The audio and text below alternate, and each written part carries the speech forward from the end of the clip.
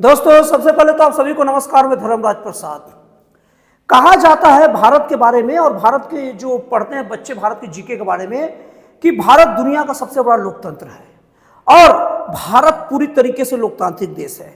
दोस्तों, आप लोग को सबसे पहले बात बता दूं कि लोकतंत्र का मतलब होता है जनता का द्वारा और जनता के लिए किया जाने वाला शासन जो होता है लोकतंत्र होता है। लेकिन अगर थ्योरेटिकल हिसाब से तो भारत में लोकतंत्र है, लेकिन वास्तविक में कुछ ऐसी चीजें हैं ना जो भारत के लोकतंत्र में एक बाधक बना हुआ है। दोस्तों, अगर अदर देश की बात किया जाए तो अदर देश में भी लोकतंत्र की बाधक है। ज्यादातर देश जैसे अपना पड़ोसी देश, चाहे पाकिस्तान हो गया या बांग्लादेश हो गया या चीन हो गया, ये सब देशों में ना लोकतंत्र की बड़ी बाधक वहां की सेना है। वहां की सेना क्या करती है, यहां तक कि म्यांमार में भी वहां की सेना क्या करती है, चुनी हुई जो सरकारें हैं उसका तख्ता पलट कर देती है विपक्षी पार्टियों के साथ मिलकर। क्यों? क्योंकि उनको मन मुताबिक हिसाब से काम नहीं होता और जनता के हित में जब काम होता है ना तो उनको ये ठीक नहीं लगता। मतलब उनकी दादागिरी और तानाशाही नहीं चलती, इसलिए वो तख्ता पलट देते हैं। लेकिन भारत में ऐसी स्थिति नहीं है।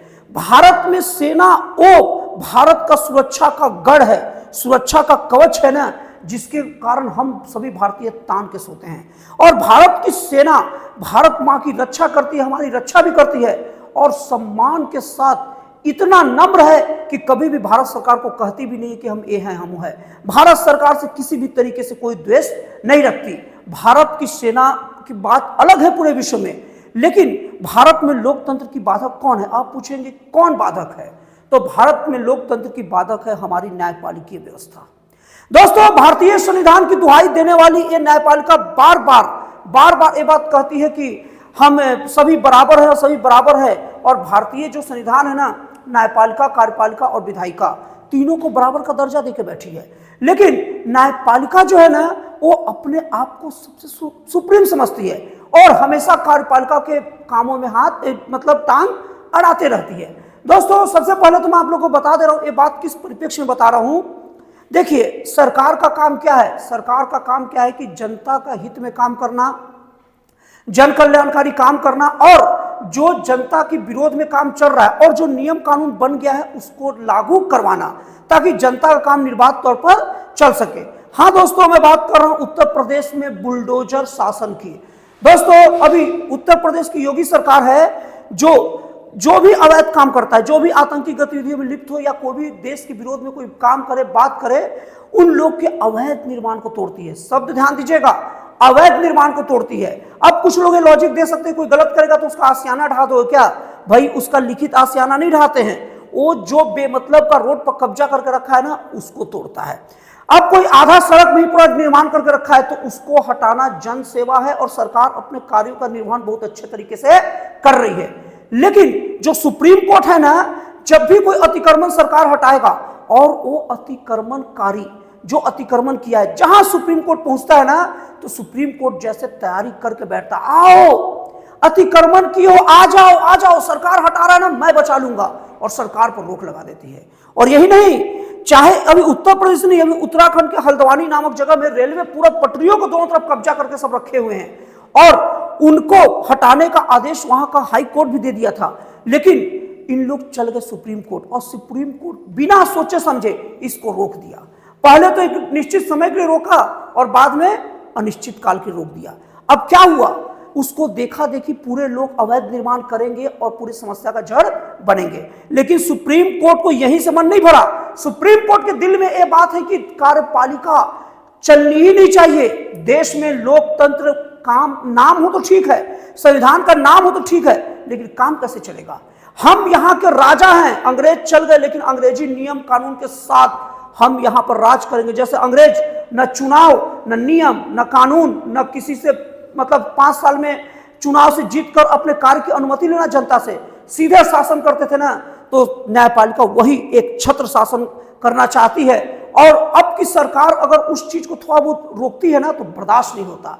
इसीलिए न्यायपालिका कानूनी तौर पर तो पूरा रोक लगाती है, लेकिन उसके बाहर भी सर्वोच्च न्यायालय के सीजेआई मतलब चीफ जस्टिस ऑफ इंडिया को मन नहीं भरता। वो देश तो देश, जब विदेश भी जाते हैं ना तो उनके बयान में भारत का संविधान और देश की लोकतांत्रिक खूबसूरती को बताने का समय नहीं रहता। वो बताते हैं कि देश में बुलडोजर से नहीं शासन चलता। वो बुलडोजर का नाम लेते हैं और बोलते हैं कि खुद जज, जूरी और जल्लाद बनोगे तो नहीं चलेगा। भाई, जल्लाद और रक्षक में एक अंतर होता है। रक्षक भी मारता है और जल्लाद भी मारता है, लेकिन रक्षक आपको बचाने के लिए मारता है और जल्लाद आपको मारने के लिए मारता है।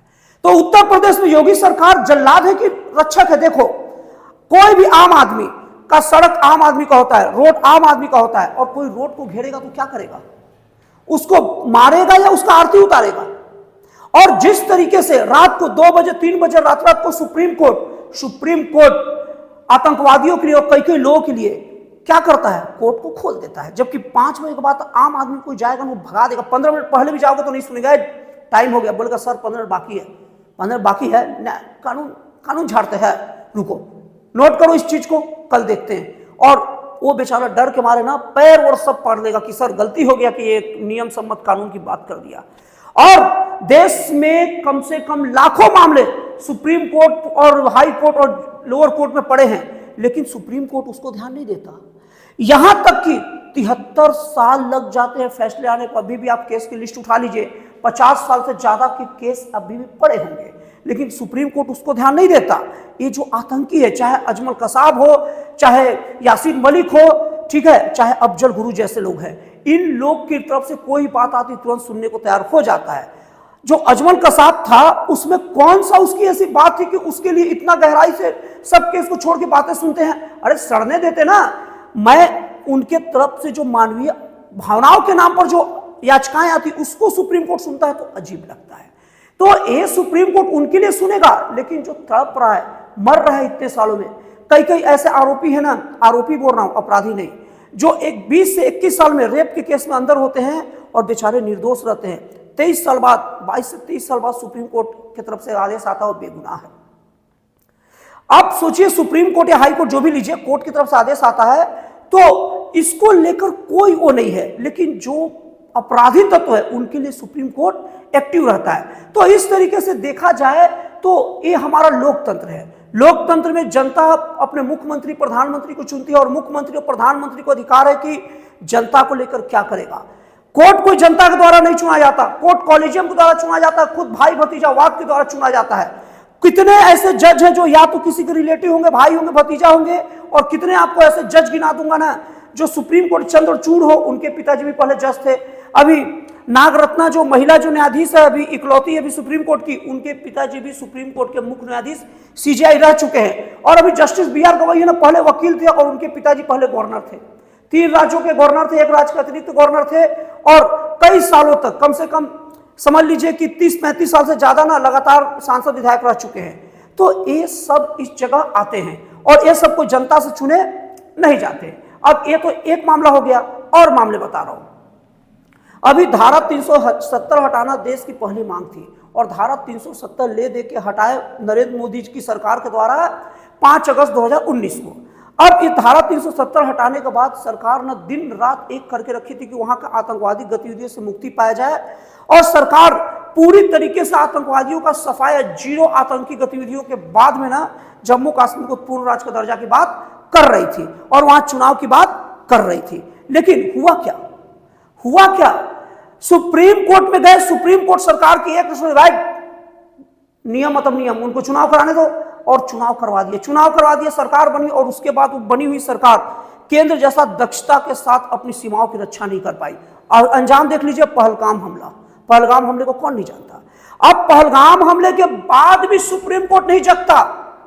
सुप्रीम कोर्ट का काम ही नहीं है। सुप्रीम कोर्ट का काम तब है जब देश में कोई एक नागरिक दूसरे नागरिक के साथ दुर्व्यवहार करे या सरकार किसी आम नागरिक के साथ दुर्व्यवहार करे, तब सुप्रीम कोर्ट या कोई भी कोर्ट, मतलब lower court, high court, supreme court बोल तो पूरा समझ लीजिएगा, तब कोर्ट को आने का काम है। अगर सरकार देश को लेकर या कोई बाहरी देशों के साथ कोई डील या लड़ाई करती है, उसमें सुप्रीम कोर्ट को बोलने का अधिकार नहीं है, नहीं बोलना चाहिए। लेकिन सुनिए, बता रहा हूं क्या हुआ कि जब ऑपरेशन सिंदूर चला रहा था ना, तो उस वक्त एक एहसान फरामोश देश तुर्की, जिसको हम हर वीडियो में उसके एहसान फरामोशी बोलता हूं, उसको भारत भूकंप के समय मदद किया था। लेकिन ऑपरेशन सिंदूर के समय वो तुर्की पाकिस्तान को भारत के लिए मौत का सामान भेजता है। एकदम खतरनाक ड्रोन भेजता है, और वो ड्रोन जो आते हैं ना, वो भारत का शुक्र मनाओ कि आकाश तीर जैसे एकदम व्यवस्थित व्यवस्था था, जो पूरे ड्रोनों का निपटारा कर दिया अच्छे तरीके से। अब उसके बाद तुर्की की जो बहुत सारी ऐसी कंपनियां थी, तुर्की जो इतना गद्दार है देश के लिए, इतना भारत के लिए गलत निगाह रखता है, तो क्यों उसके कर्मचारी नहीं रखेंगे। बहुत सारी जो उसकी सिबेली कंपनी थी, हमारे देश के बहुत सारे जो सुरक्षा उपकरण और वायुयान वगैरह, जो भी अपना एयरपोर्ट सिस्टम या ये सब चीज़ों में, आसान भाषा में हवाई जहाज से रिलेटेड सुरक्षा वगैरह के चीज़ों में सिलेबी के बहुत सारे कर्मचारी मौजूद हैं, और वो सिलेबी कंपनी तुर्की की है। तो भारत सरकार ने फैसला किया कि सिलेबी कंपनी को बंद कर देंगे। तो भैया ये भारत सरकार देश के हित में लिया ना। अब उन लोग कोर्ट चल गए और सुप्रीम कोर्ट उनका बात को लेकर रोक लगा दी तब तक। अरे भाई, बाहर का देश का है, वो देश हम पर हमला किया है, घुस रहा है घर में, और तुम उसको रोकते हो। ये लोकतंत्र है कि क्या है? जनता का राजा है। संविधान में जनता सर्वोपरि होती है। मैं सुन लीजिए, संविधान में कोर्ट सुप्रीम न्यायालय सर्वोपरि नहीं है। संविधान में पढ़ लीजिए, संविधान की प्रस्तावना में हम संविधान के लोग आत्मार्पित करते हैं, 26 नवंबर को, ठीक है, 26 नवंबर 1949 को आत्मार्पित करते हैं संविधान को। ये प्रस्तावना में कहा गया, और प्रस्तावना हमारे भारतीय संविधान की आत्मा है। तो उसमें जनता प्रमुख है, और जब जनता प्रमुख है तो जनता के द्वारा चुना गया संसद के लोग जनता के चुने बैठे हैं, इसलिए संसद सुप्रीम है। न्यायपालिका गला फाड़ फाड़ के कितना ही बोले ना कि संसद सुप्रीम नहीं है, नहीं है, गलतफहमी है न्यायपालिका को। सुप्रीम संसद है, सुप्रीम लगाने से सुप्रीम कोर्ट को सुप्रीम नहीं हो जाता। कौन सा अधिकार था कि सुप्रीम कोर्ट सिबेली कंपनी को लिए भारत सरकार की इस चीज पर रोक लगा दी? क्या मैसेज देना चाहते थे? तो इस तरीके से कैसे मान लूं कि लोकतंत्र है? लोकतंत्र में जनता के द्वारा शासन होता है। जनता तय करेगी कि हमें देश में क्या करना है, और जनता अपने प्रतिनिधियों, सांसद, विधायकों को भेजी है, और उनके प्रधानमंत्री और मुख्यमंत्री है, वो सब तय करेंगे ना कि देश में क्या होगा। आप कैसे तय करते हो विदेशी मामलों के मामले में? तो ये सब चीजें हैं ना जो सोचने पर विवश करती है कि सचमुच लोकतंत्र देश में है कि नहीं। अब उसके बाद में जो कोर्ट कचहरी है ना, वो सब के सब उल्टे पुल्टे फैसले भी देती है और एक्स्ट्रा कमेंट भी करती है, और देश का पूरा माहौल बिगड़ता है, और इसके लिए कई लोगों के बीच में सद्भावना बिगड़ता है। जैसे एग्जांपल के तौर पर अभी एक व्यक्ति श्री हरिनारायण का भक्त अभी गया था खजुराहो मंदिर को लेकर कि साहब मेरा, हमारे श्री हरिनारायण का हम लोग खंडित मूर्ति नहीं पूछते, श्री हरिनारायण का सर नहीं है, आप एएसआई को थोड़ा कह दीजिए। अरे चुपचाप कह देते भाई कि नियम नहीं है। कहने बाद रुकवाते, सुनो अपने भगवान से कहो कि मूर्ति जोड़ ले। यही बात कोई और धर्म के लोग बोलेंगे? नहीं बोलेंगे, बिल्कुल नहीं बोलेंगे। तो इस तरीके से अब हिंदू धर्म के लोग बोल देंगे। अब कोर्ट के जज को क्यों बोले? तो जो विपक्षी पार्टियां और जो हिंदू धर्म, जो ऐसी पार्टियां ना जो कोई खास अलग अलग धर्मों का सपोर्ट करते हैं, वो इस पर अटैक करेंगे। देखो जज साहब को बोल रहा है, ये जज साहब पर हमला कर रहे हैं, और जज साहब अपने आराम से बैठे।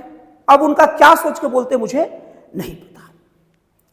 इस तरीके से देखा जाए तो यही कोर्ट है जो दिल्ली में बोलता है, एनी हाउ 4 घंटे के अंदर ऑक्सीजन लेके आओ। अच्छी बात है, लेकिन आपको कोई बोले कि एनी हाउ आप 1 साल 1.5 साल में फैसला कर दिखाओ तो आप हड़बड़ा जाएंगे। आप टाइम लेते हैं, और अभी अमित शाह 3 साल के अंदर फैसला करने की आपके सामने बात रखे हैं, और उसको 2027 तक खींच रहा है। 2027 तक क्यों खींच रहा है भाई? आप जब दूसरे को टाइम का ध्यान देते हो, आप क्यों खींच रहा है? और देखिए अभी हमारा देश में सर्वोच्च न्यायालय निर्वाचन आयोग है, बिहार में SIR स्पेशल इंटेंसिव रिवीजन लेकर आया है। वो पूरी तरीके से संवैधानिक तरीके से काम कर रहा है। भारतीय संविधान का अनुच्छेद 326 में साफ साफ कहा गया है कि कोई भी ऐसा नागरिक जो भारत का नागरिक नहीं होना, ऐसा नागरिक भारत में रह रहा है जो भारत का नागरिक न हो, तो उसे वोट देने का अधिकार नहीं है। तो उसके अकॉर्डिंग तो बाहरी नागरिक को छांट रहा है। अब सुप्रीम कोर्ट के इसके लेकर विरोध में गए, सुप्रीम कोर्ट इसको सुनता भी है। अरे तुरंत भेज देना चाहिए भाई कि मेरे अधिकार क्षेत्र में नहीं है। और न्यायपालिका को भी बता दूं कि जिस तरीके से आपको संविधान बराबर अधिकार दिया है ना, ये निर्वाचन आयोग को भी देकर रखा है। ये तो निर्वाचन आयोग को काम करना है, बकैती नहीं करना है कि आपसे बहस करते फिरेगा और बयानबाजी करते फिरेगा। चुपचाप सर्वोच्च न्यायालय निर्वाचन आयोग काम करता है। आज निर्वाचन आयोग का देख लीजिए, 1952 से निर्वाचन हो रहा है देश में।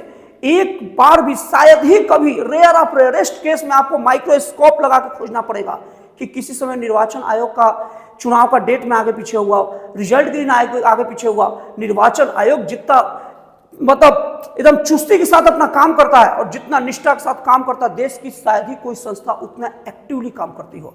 और मेरे जानते भर में सर्वोच्च न्यायालय से ज्यादा सुस्ती से अगर कोई काम, सर्वोच्च न्यायालय मतलब सभी न्यायालय, सर्वोच्च, हाई और लोअर, मतलब lower court, high court, supreme court, इन संस्था न्यायपालिका जितनी सुस्ती से देश में काम करती है ना, उतनी सुस्ती से कोई संस्था काम नहीं करती। आज 73 साल तक का पेंडिंग केस क्या होता है?